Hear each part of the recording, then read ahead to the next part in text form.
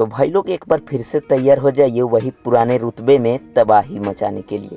खेसारी लाल यादव का अगला होली गाना कमिंग सून में है, मतलब समझ सकते हैं किसी भी टाइम आप लोगों को पोस्टर देखने को मिलेगा। Khesari Lal Yadav new Holi special song.